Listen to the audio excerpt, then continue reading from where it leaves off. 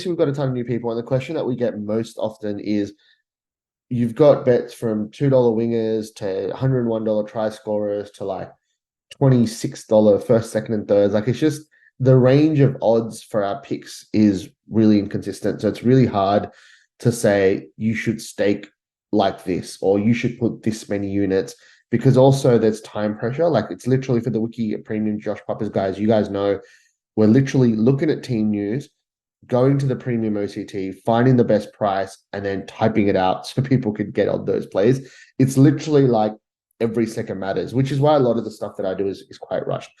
General advice on staking, though. Firstly, like you do actually have to gamble responsibly. This isn't something I'm trying to say. It's because we have so many picks. We might have like 100 or 150 picks or whatever it is every round. I know a lot of those are premium picks now, but let's just say there's 50 or 100 picks in the article and that I put out or whatever. You can't be putting 20, 30, $50 on each of them. It just makes no sense, especially if you're new to punting or new to our style of punting. What I would recommend, the way that I started 10 years ago when I started doing all of this was aim for a certain win. So say that's $500. You want to win $500 from a bet. What that means is if a try scorer is paying 81s, you might be putting like $6 or $7 on that. If a try scorer is paying 100 ones, you put $5 on it. If it's a winger, well, it doesn't work for the shorter odd stuff, but say it's like a $2 anytime try scorer, you might put like $20 on it or $30 on it. And if it's like a $10 or a $20 bet, like 20 to 1, you might be putting, I don't know, $10 on it or something like that. So basically, you just want to kind of like stagger out how much you put on a bet by how high the odds are. The higher the odds, the lower you want to bet on it. It's not mathematically the best way to do it, but it's the simplest way to get into it and have a bit of fun. So what I'd recommend though is if you do start getting on our plays, you can't be getting on like, oh wow, Wicky said that this guy's going to score a try at 100 ones. I'm going to put $10 on it.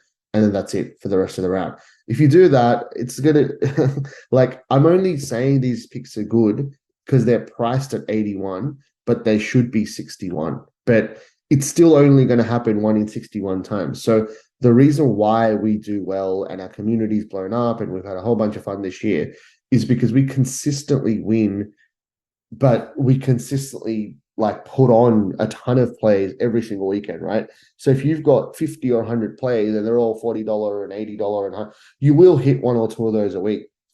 But it's not like we're doubling our money every weekend. Like this isn't some sort of like it's not bullshit. So it's actually like I've been doing this for 10 years. Wiki's been around for 3 or 4 years. The community's kind of blown up in the last, well, really this season, but since last season. And like we are trying to sort of like actually read the game, look at the odds, find the best prices, like do it all the right way.